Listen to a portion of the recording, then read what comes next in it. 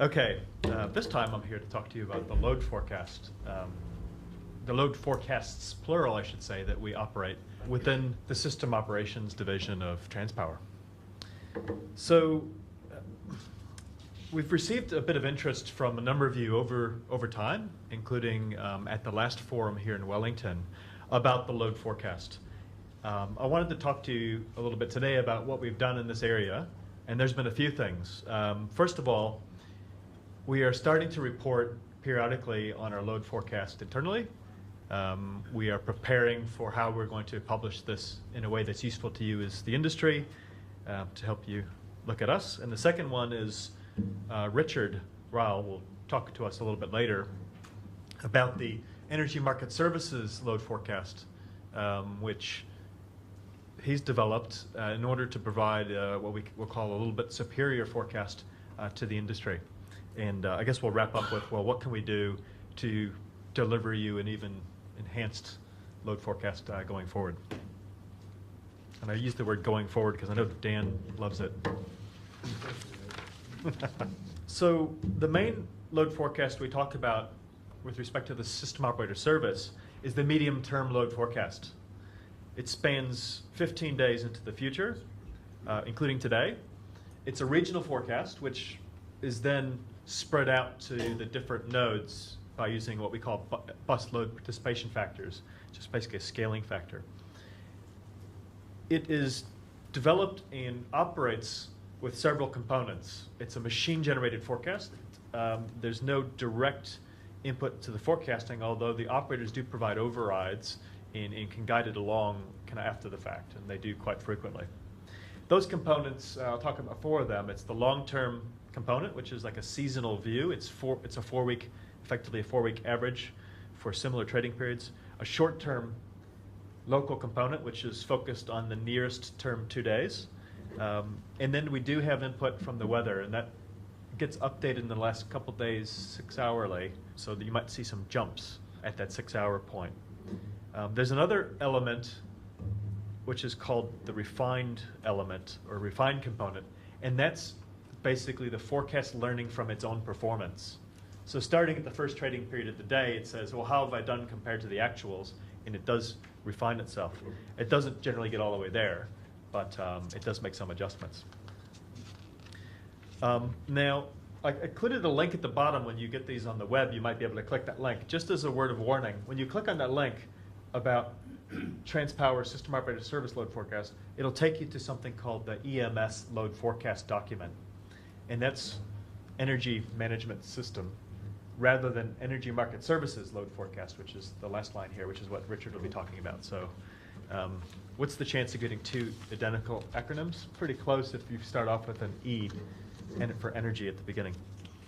So I made a point earlier that schedule accuracy is more than just the load forecast input. So the problem here is if we fix the load forecast, does it mean the schedules will be 100% accurate? The answer is no. There are other things at play. And we're not saying that the load forecast isn't worth looking at. It indeed is. But we should be cognizant of the fact that there are other inputs that are moving things around. And depending on where the industry goes, those other inputs could actually increase even more dramatic variability to the input set. So given that price is the intersection of supply and demand, we need to look at not only the load forecast, but the intermittent and distributed generation contribution, accuracy of bid and offers, and the compliance with those bid and offers, and the changes of those bids and offers as you approach gate closure. And as gate closure moves, those offers will be moving more as well. And also load management by networks. So how much do these other factors move? Well, they can move quite a bit. And I just want to highlight these wind offers here. So when you're further out in the wind forecast, you might observe some errors in the wind forecast. But when you get closer in and you start to have persistence forecasting take over, like here at 2.5 hours ahead, you can see there's a lag effect. So the actual here is in red and the offer is in blue. So you can see that there's an offset of a couple hours. That actually can generate quite a bit of change. And here's a 200 megawatt gap. There's 200 megawatts there going down or a little bit more. And you can see here this green line popping up and down shows you that while it might center on about 45 megawatts on average for the month of August, it goes up and down by a few hundred megawatts. And that's only considering about 500 megawatts of generation there. So it's quite variable as a percentage. And then if you consider that we have load management, in this case it's by Orion. There's 37 megawatts trimmed there. So looking at those things there, for the month of August, yes, load forecast brings in the largest error at 101 megawatts on average, but 27% of the time, or about a third of the time, wind has a higher error than the load forecast does. So that's just highlighting that load forecast isn't the only game in town. Is that a 2.5 hour window that you're looking at for measuring the wind accuracy? That is. Okay. And so that's for both load and wind. Is there any analysis on a 1.5 hour window when we change gate closure? We haven't done that. No, not yet, but that's a good point. We can look at that as well. Yeah. So how is the load forecast doing? Well, this is a picture of August, the distribution of histogram there. And if you look at it, what's the first thing that kind of jumps out at you? Is it centered exactly, or? Yeah, looks like there's a little bit of a bias. So we generally over forecast a little bit. And the mean absolute percentage error is around 2% for that month, so that's not too bad. If you look at the bias I show you here, this actually stretches to the right with the higher load. So when you get toward peaks, it stretches toward the right a bit. And that could be for load shedding reasons. We haven't gone into the causality. One good thing, though, is as you get closer to gate closure, the forecast does improve. That's a good sign. So this here is narrower than it is 6 hours out. So it's a bigger distribution, flatter distribution there. So the next question is, in looking at that, and if we're trying to keep ourselves honest and report on our forecasting, what's useful to you to hear from us? We could talk about this in questions, but as a starter, we're talking about mean absolute percentage error for the month as being a top-level report card. And Richard will cover off how the system operator forecast compares to the EMS forecast later on. But if there's any other things you think would be useful, let us know and we'll see about including them. Now, I wanted to talk to you a little bit about an earlier go we had at improving the load forecast. So for our transmission business, we looked at using demand response as a transmission alternative. And when we looked at that, we found that the existing load forecast that we had for the system operator service wasn't quite up to the task of determining if people have actually responded in appropriate ways or not, because the errors were a bit high. So we did a study back then, and over 6 months, we compared the TransPower forecast to the forecasts of 5 other providers. And you can see here, the blue is the TransPower load forecast, hovering right around 2.5 to 3.5%. But there was one provider that seemed to do quite a bit better than TransPower. Actually, a couple did a little bit better. And in the end, we went quite a bit down the way of looking to incorporate that load forecast as the TransPower load forecast for the purpose of enabling this transmission avoidance, transmission investment avoidance. In the end, as demand fell off, that wasn't required anymore, so we didn't proceed with that project. But I'll hand over to Richard here, and he'll tell you what we've done to kind of pick up the reins on that and deliver that in another way. Thanks, Eric. So as many of you will be aware, because I've spoken to a bunch of people before about this, about a year ago it was, I met with Tony Baker from Tesla, who is the red line obviously, and spoke to him about what we could do to make his load forecast available to the industry in a way that made the service a lot cheaper than maybe a one-off bespoke service that he might provide otherwise. And we came up with the idea of publishing it through our M6 platform, which is obviously what we've done, and I'll talk about that in a second. But the trial showed that most of the trialists could actually forecast pretty well on a normal day, but forecasting on a peak day was a little bit more difficult. And Tesla was very, very good at that. And so that was one of the reasons why we chose Tesla. And here's an example of that. So this is Christchurch grid zone, I believe, and it shows the same colours in terms of blue and red being the market system load forecast versus the Tesla load forecast, and the black line is the actual total load for the day. And you can see the trialists were there or thereabouts, but Tesla was actually pretty much bang on the mark, except for a little bit early on the evening peak. And as you can imagine, I think this was a snow day in Christchurch, and I imagine there'd be a lot of load management, load shedding going on that day. So very difficult to pick the actual load. But that's a really good example of the challenge that we're facing. So as I've just mentioned, we went ahead and we developed a product using our M6 platform to basically resell the Tesla load forecast on a subscription basis. And we partnered with Met Service as the weather provider, and we also have a second weather provider called the Meteo Group. And so you can actually get 2 load forecasts based on the 2 different weather providers' forecasts.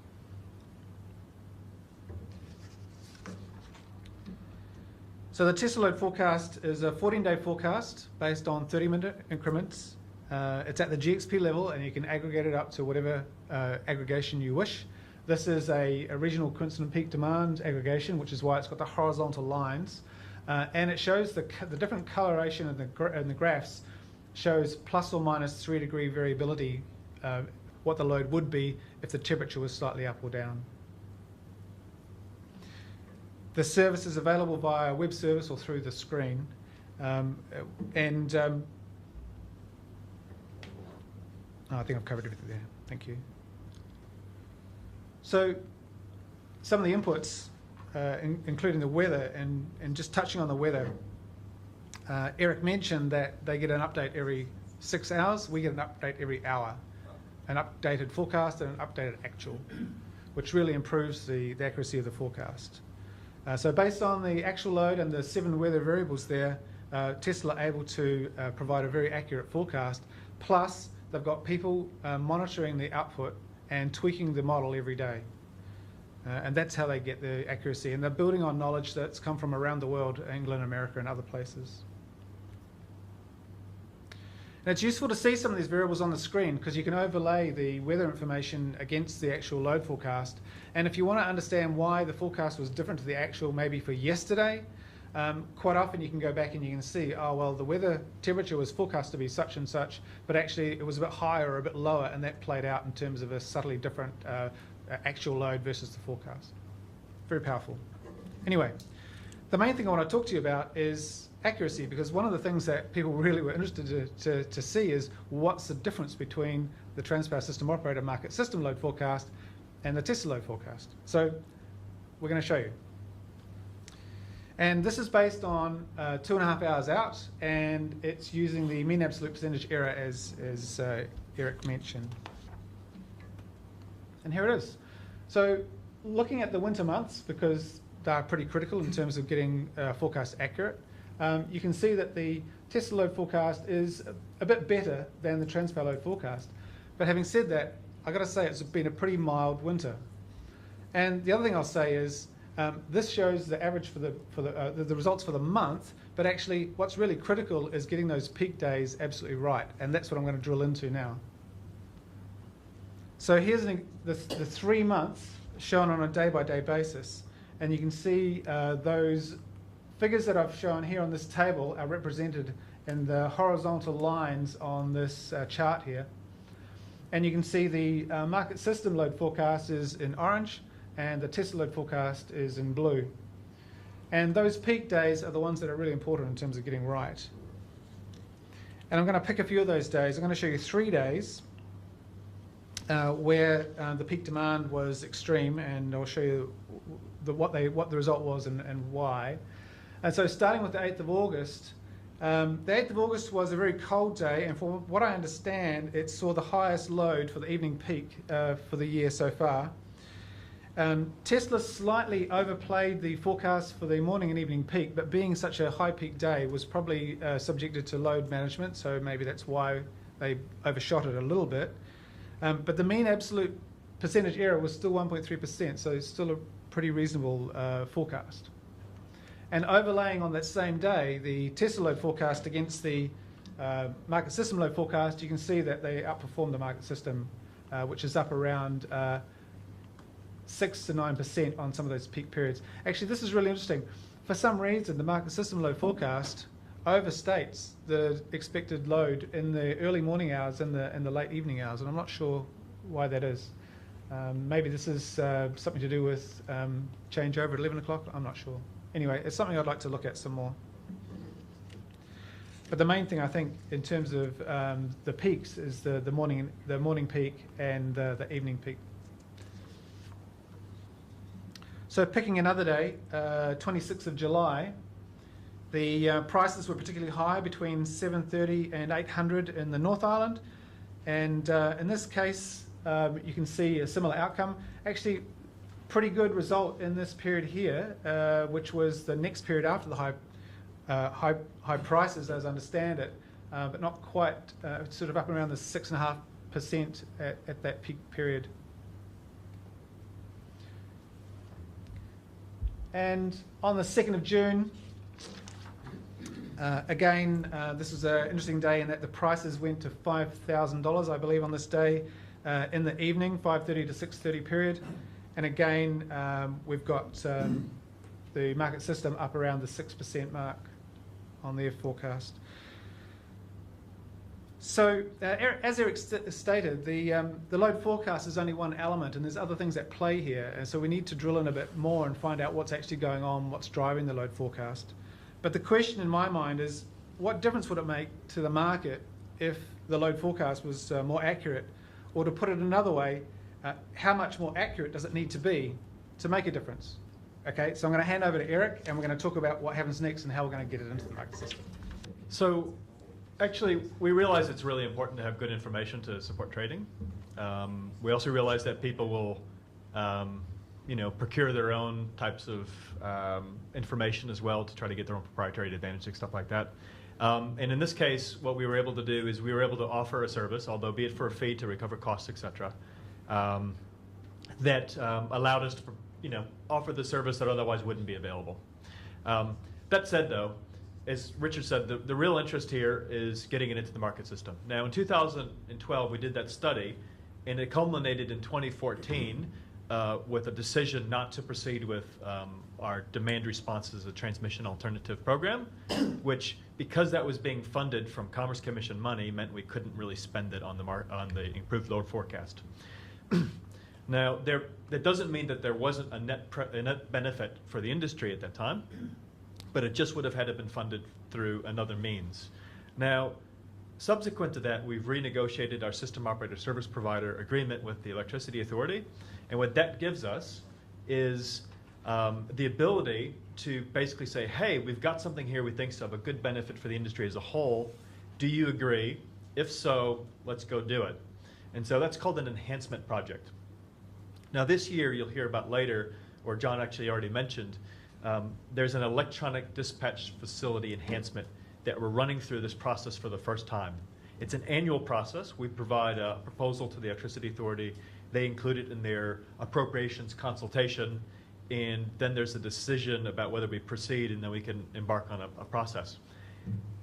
We think that an industry enhancement project very well may be merited for this. And it probably would be based upon a Tesla forecast with these features and this performance. So in addition to saying, hey, we've got a subscription product right now, it's a little bit of a sales job for this industry enhancement in some ways, saying, hey, do you think this is worthwhile or not? We want to get your feedback. But it is a good process to test. We're testing it this year with one project, and the earliest we would be able to include this as a proposed enhancement would be next year, which means the earliest we could start a project would be spring 2018. Okay? So if you're interested in more information on that process, feel free to grab us afterwards or in between breaks, and we'll talk you through it. The benefit of having a forecast like this in the system operator service world is that it would flow through to the schedules, and it would be of benefit to that price forecast, et cetera, to everybody. Talking about improving forecasts, one thing that we also say, what can we do if we want an improved forecast in terms of looking forward is Not so much with the load is the WDS schedule is there for everybody to use. If they want to ensure that they've got their best up-to-date offers in that schedule and bids, then that would help provide some visibility as well.